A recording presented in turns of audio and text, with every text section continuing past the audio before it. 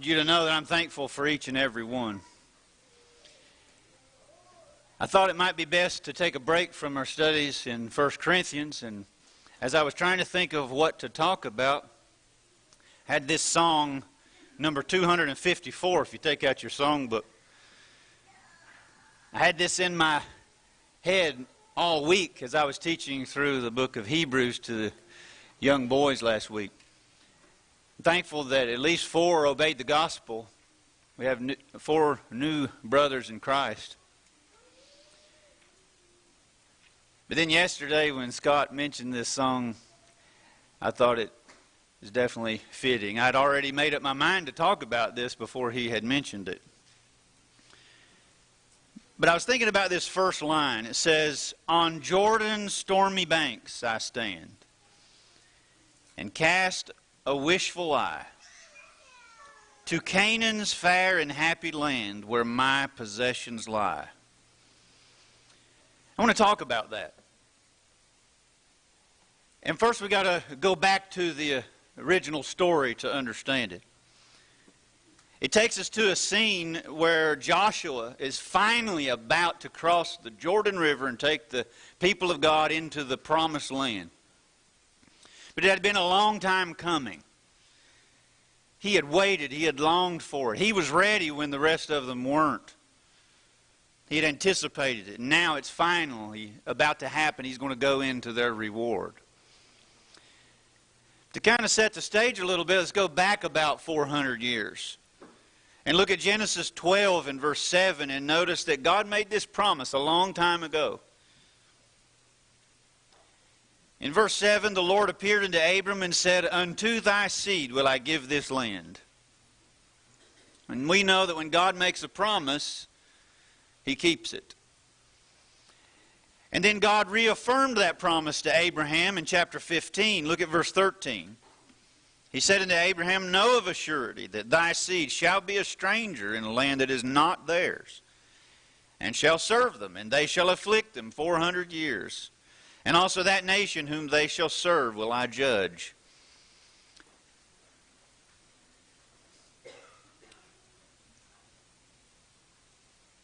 "And afterward shall they come out with great substance, and thou shalt go to thy fathers in peace, and thou shalt be buried in a good old age. But in the 4th generation they shall come hither again." Now we know how that through the history that they became slaves in Egypt. And fast forward about 400 years, came to pass in Exodus 2, Moses is born. And it says in Exodus 2 and verse 23, "It came to pass in process of time that the king of Egypt died, and the children of Israel sighed by reason of the bondage. And they cried, and their cry came up unto God by reason of the bondage. And God heard the groaning, and God remembered His covenant with Abraham, with Isaac, and with Jacob. And God looked upon the children of Israel, and God had respect unto them." So now they're being beaten. They're under hard labor. God felt that for them. He said, "I have seen the affliction of my people." And so He knows when His people are being mistreated. He knows their size. He knows their difficulties. He made us and He knows our frame. Then we go to Exodus chapter 3, verse 17. God says, "I have said, I will bring you up out of the affliction of Egypt into the land of the Canaanites and the Hittites and the Amorites and the Perizzites and the Hivites and the Jebusites, and to a land flowing with milk and honey." And so there's the promise of this great land that He's going to give them. And then go to Exodus 13.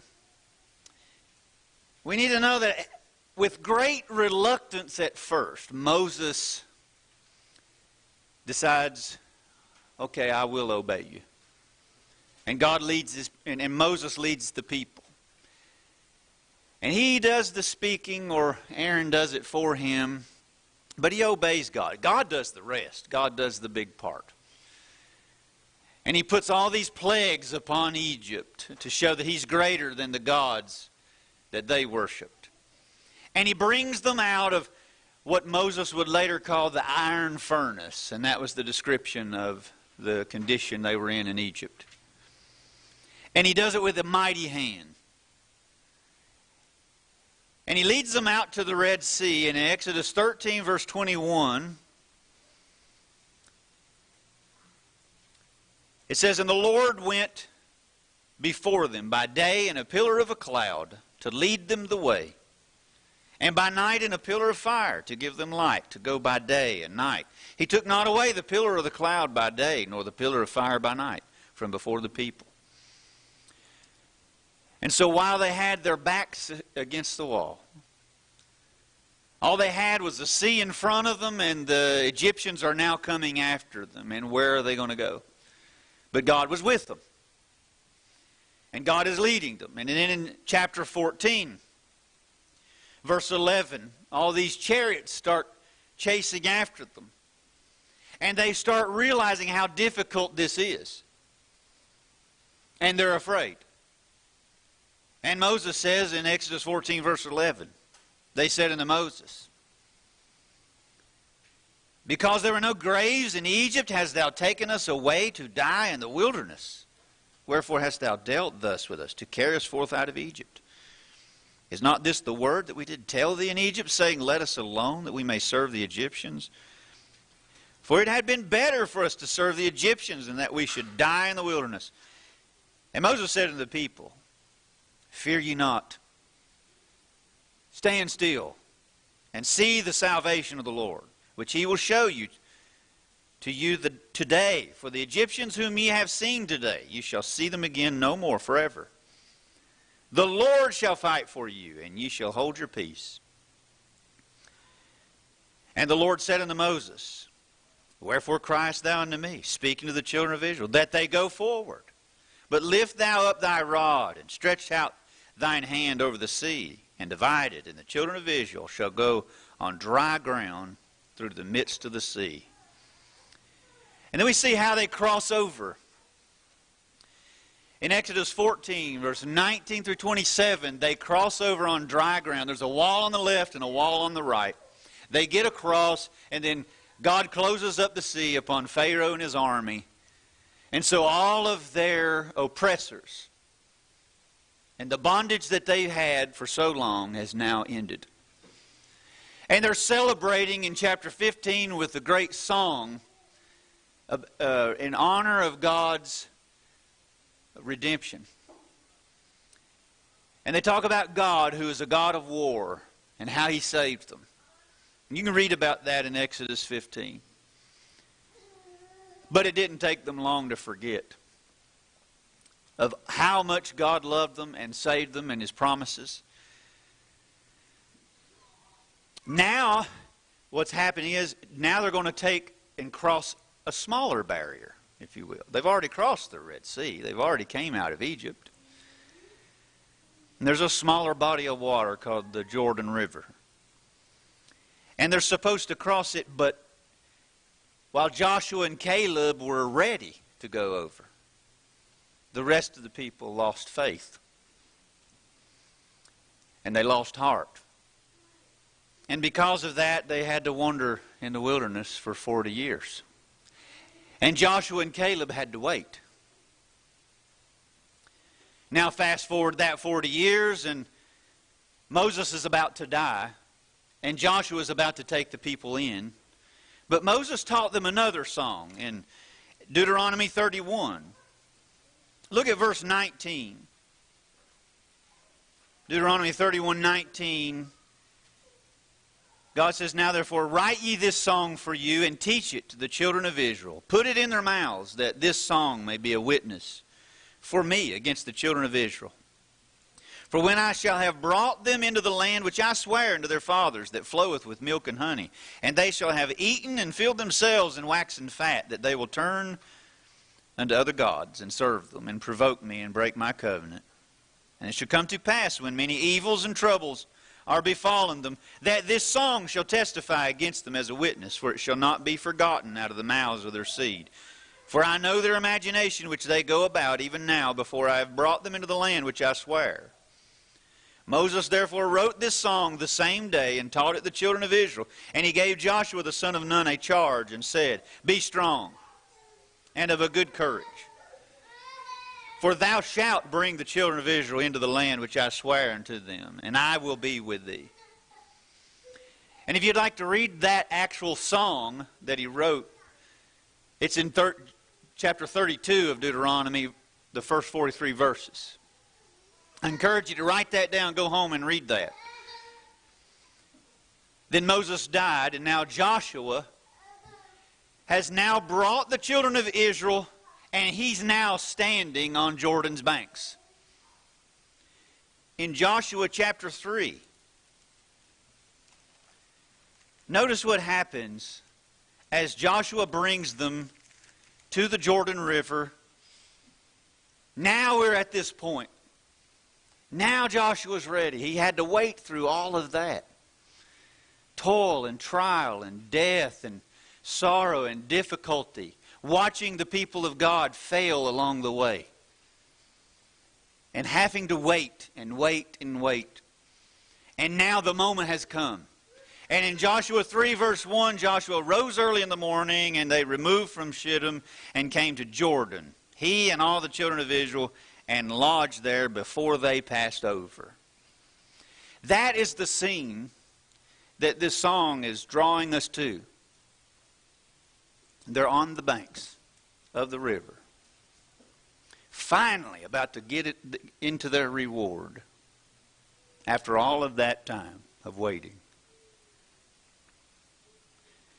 And notice in verse 15, it describes this bank as it overflows all the time of harvest.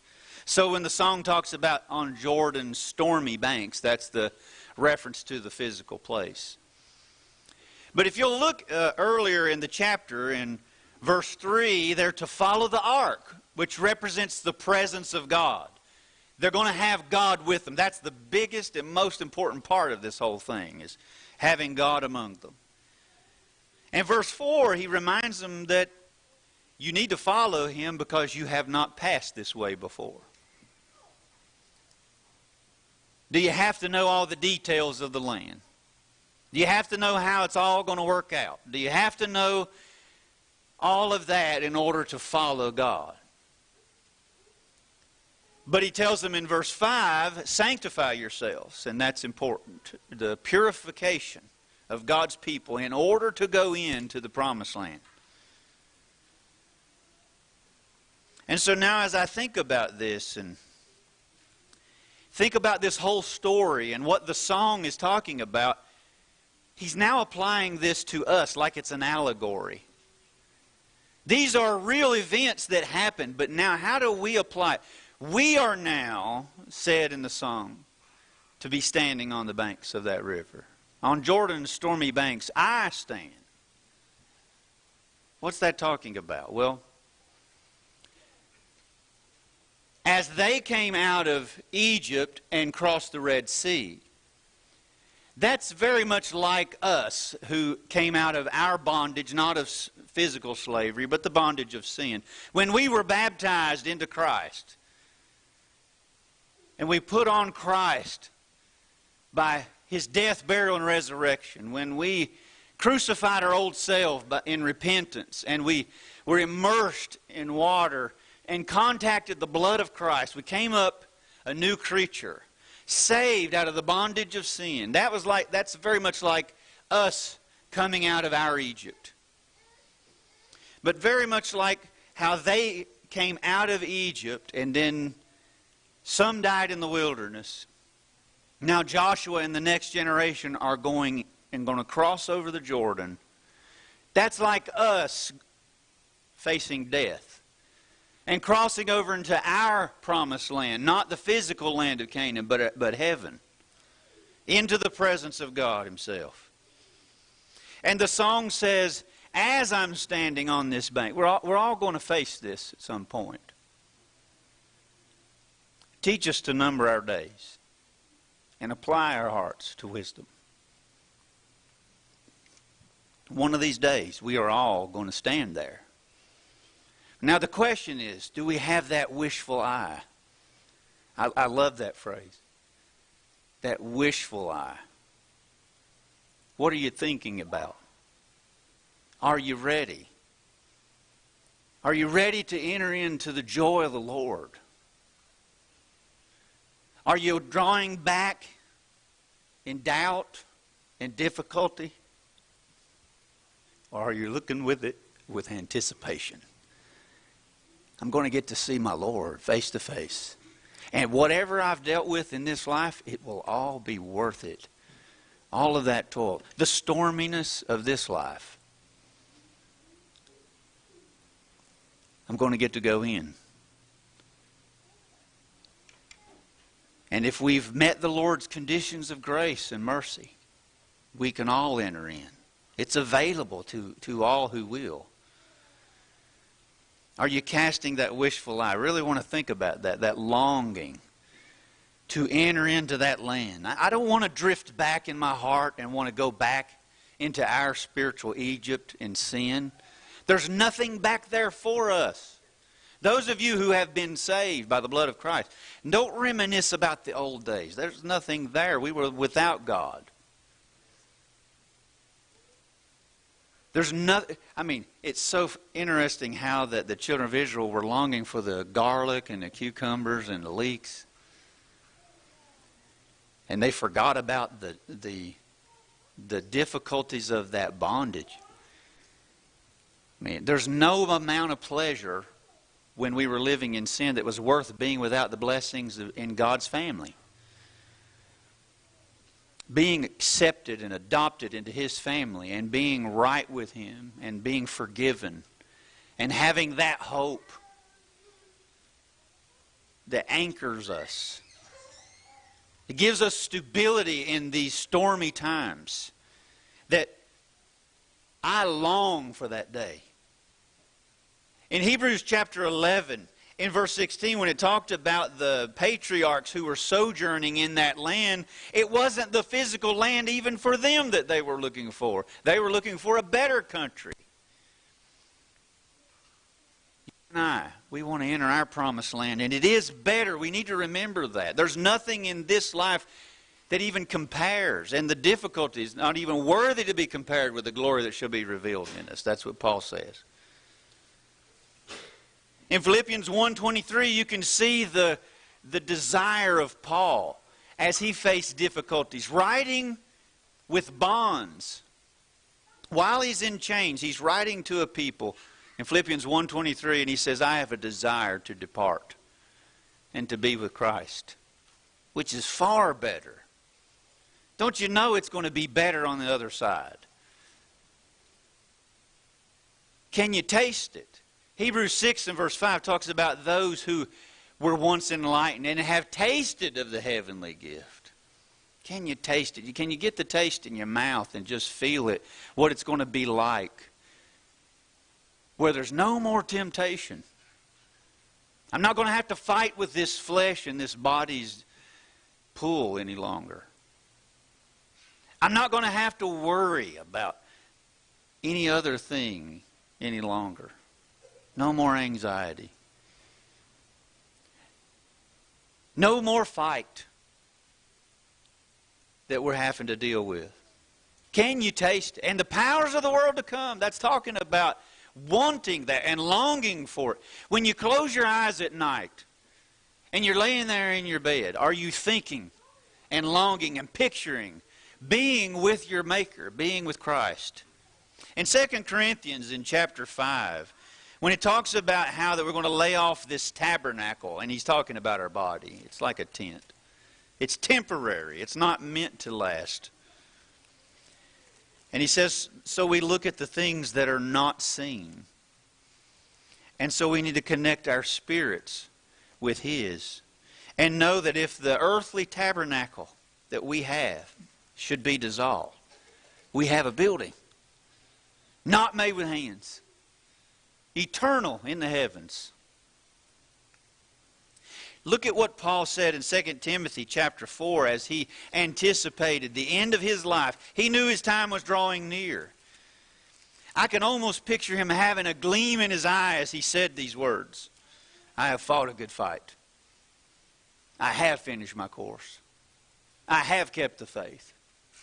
And henceforth there is laid up for me a crown of righteousness, whom our Lord shall give not only to me, but to all them that love His appearing. Can you taste it like Paul is? In Hebrews chapter 12, one of my favorite verses, if you know me at all, it's my email address. Hebrews 12 verse 2, looking unto Jesus, the author and finisher of our faith, who for the joy that was set before Him endured the cross, despising the shame, and is set down at the right hand of the throne of God. When I think about keeping my eyes fixed on the prize, I think about what Christ's prize was. How was He able to endure the contradiction of sinners? How was He able to hold His tongue when they accused Him falsely? How was He able to say nothing whenever there was this rigged court accusing Him and putting Him in the place of these criminals and begging for His life as they taunted Him and mocked Him and ridiculed Him, as they spat in His face? They blindfolded Him and they said, prophesy, tell us who hit you. And as He had the power to bring 12 legions of angels and stop it and wipe us all out, He did not. And even as they said, if you're the Son of God, bring yourself down off the cross. And He would not. And I'm so thankful that He resisted that urge. And I think, how could He put up with that? How could He continue to lovingly die for the people who were treating Him so shamefully? And it says it was for the joy that was set before Him. If you've ever thought about what that joy is, it's the reward that He had that allowed Him and kept Him to stay on that cross, and that joy is you and me.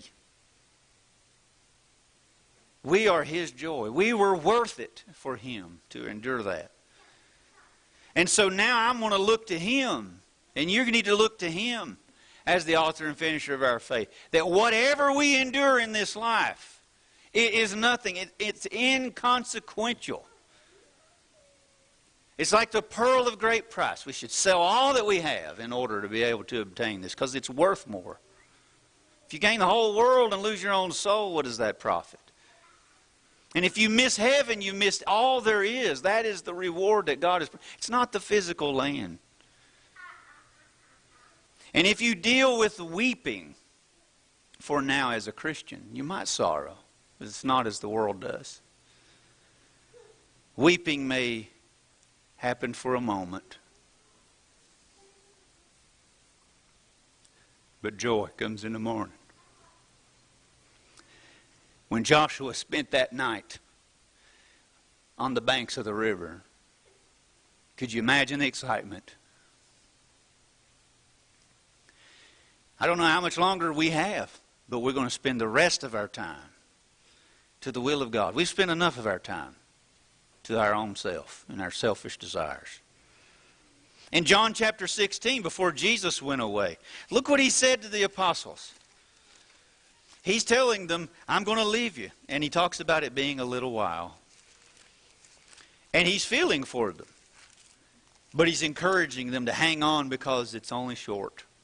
John 16, verse 16, a little while, and you shall not see me, and again a little while, and you shall see me, because I go to the Father. Then said some of the disciples among themselves, what is this that He saith unto